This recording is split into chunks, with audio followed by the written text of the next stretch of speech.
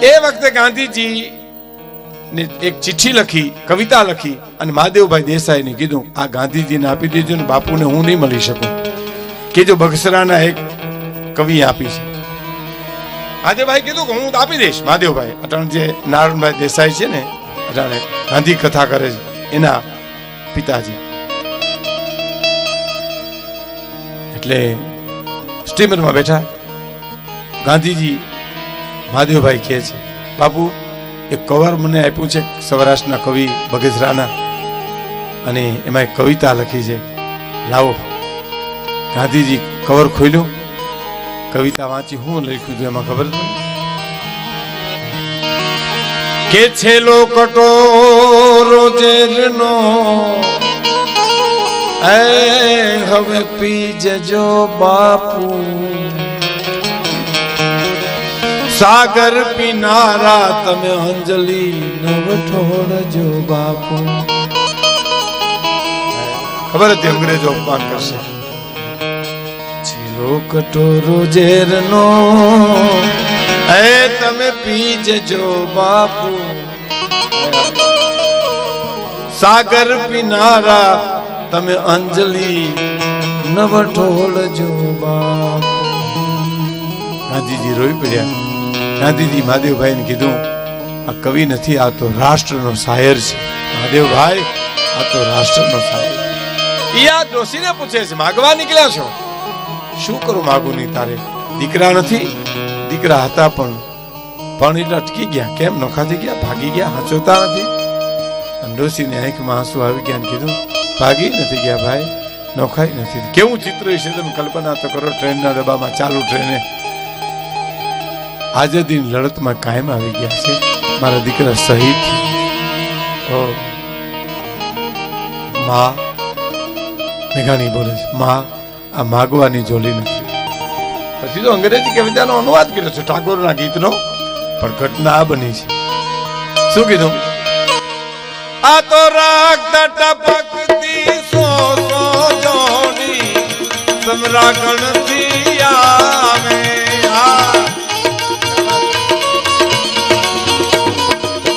રક્ત ટપકતી સો જોડી,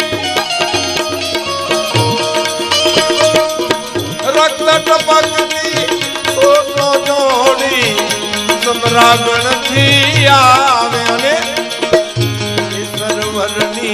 समर सेविका, सरवरनी समर सेविका, कोमल से जब बिछावे घायल मरता मरता रे भारत मानी आजादी गावे. मरता मरता रे भारत मानी आजादी गावे.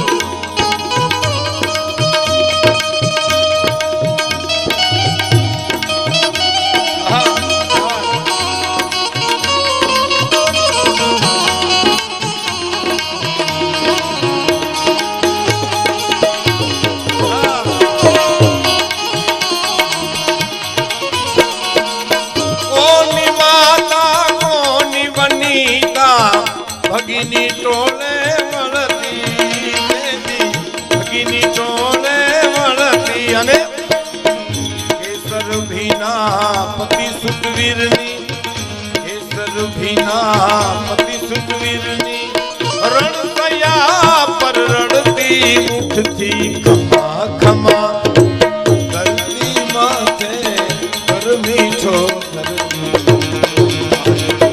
હરતા હરતા भारत मानी आजादी का. એક સ્વર્ગસ્થ મરદ લક્ષ્મણભાઈ લક્ષ્મણ હતા અને શ્રદ્ધાંજલિની સાથે આ ભારતના સૈનિકોની શ્રદ્ધાંજલિ સાહેબ આજે અપાઈ છે. આ બહુ મોટી ઘટના છે. આજ સાંભળજો. એક કડી મને બહુ ગમે છે કે નિરક્ષા કાજ હોરની પ્રભુને પાયે પડતી, એલા ડકડાની પ્રતિમાના કોઈ છાના માના પૂજન કરતી.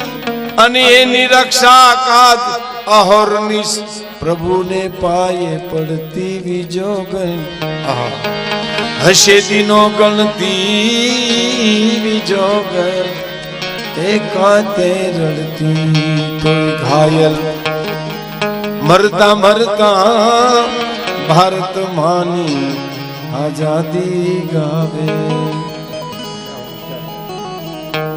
કારગિલ યુદ્ધ વખતે ટીવીમાં એક રિપોર્ટ આવ્યો તો તમે જોયો અને સાંભળ્યો હોય તો ગોહિલવાડનો યુવાન ઘાયલ થયો સરહદ ઉપર કારગિલ યુદ્ધ વખતે. ઘણા શહીદો થઈ ગયા હતા ને, હમણાંની વાત કરું તમને. એમાં એની આંખું જતી રહી, દુશ્મનોએ જે ગેસ છોડ્યો એમાં એની આંખું વહી ગઈ, સુરદાસ થઈ ગયો. મિલિટરીની હોસ્પિટલમાં દાખલ કર્યો. એનો આખો રિપોર્ટ આવ્યો હતો ટીવી ઉપર. એ મિલિટરીનો અફસર એને કહેતો હતો કે ભાઈ તારી આંખું વહી ગઈ છે, તું ઘેરે જતો રહે, તારી વળતર તને મળી જશે. આ નવયુવાન અફસરના એના સાહેબના હાથ બાવડું પકડીને સુરદાસ અવસ્થામાં કહે છે, સાહેબ મારે ઘેરે નથી જવું, મારે ઘેરે નથી જવું. શું દેશ પ્રેમ છે, કલ્પના તો કરો. શું કરીશ ભાઈ, તારું આંખું વહી ગઈ, તું સુરદાસ થઈ ગયો. હું કે ખબર સાહેબ, સરહદ ઉપરથી ઘાયલ થઈ સૈનિકો આવશે ને, મને જેમ જેમ ખબર પડશે હું એના પગ દબાવીને પણ દેશની સેવા કરીશ. અને રેવા દે સાહેબ, ભલભલાને હલાવી નાખે એવી ઘટનાઓ. અને પછી જે બોલ્યો છે, સાહેબ તમને તો ક્યાંથી ખબર હોય, અમે તો ગરીબ માણા ગામડે જીવનારા માણસો. હું નાનો હતો, મારા પિતા ગુજરી ગયા, મારી માએ મજૂરી કરીને મને મોટો કર્યો. પણ મારી માએ સંકલ્પ કર્યો હતો કે મારો દીકરો જુવાન થાય પછી હું દેશની સેવા માટે સરહદ ઉપર મોકલીશ. અને મિલિટરીમાં ભરતી થતી વખતે હું જયારે નીકળ્યો ઘરેથી, ત્યારે મારી માં ગરીબાઈ આંટો લઈ ગયેલી, જાપા હોતી મારા વાહામાં હાથ ફેરવતી એટલું કહેતી હતી, બેટા મારું ધાવણ ધાવ્યો છો, શરીરમાં છેલ્લું લોહીનું ટીપું રહ્યા ત્યાં સુધી માતૃભૂમિનું રક્ષણ કરજે બેટા, માતૃભૂમિનું રક્ષણ કરજે. સાહેબ હજી તો મારી આંખો જ ગઈ છે.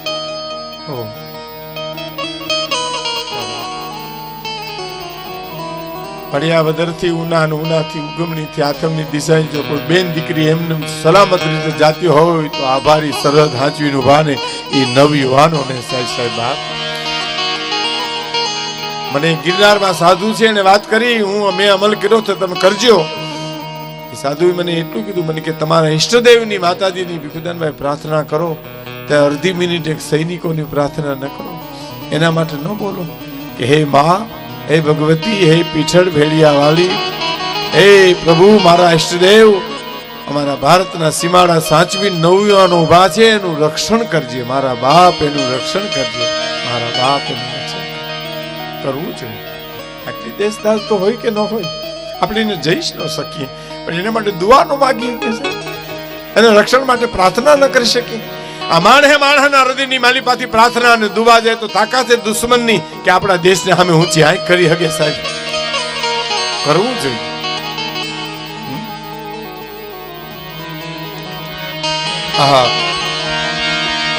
કે એનું શીશ ખોલામાં લેવા કોઈ જને તાનાવી, અને એને તેલ કચોળા લઈને કોઈ બેની નવી આવી.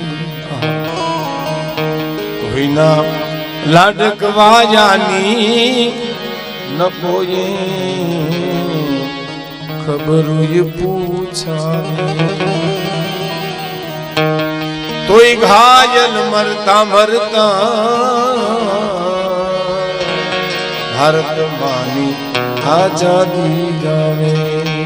છેલ્લી ઘડી એની બસમાં કિત ભૂમિ પર ચણજો એક રસ ખાવી, અને એ પથ્થર પર કોતરશોમાં કોઈ કવિતા લાવી. જો એ કવિઓ જઈને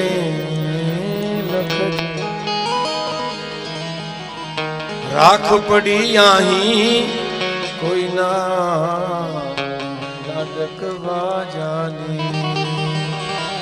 तोई घायल मरता मरता भारत मान अब तुम्हारे हवाले वतन साथी। कारण कारण के मैं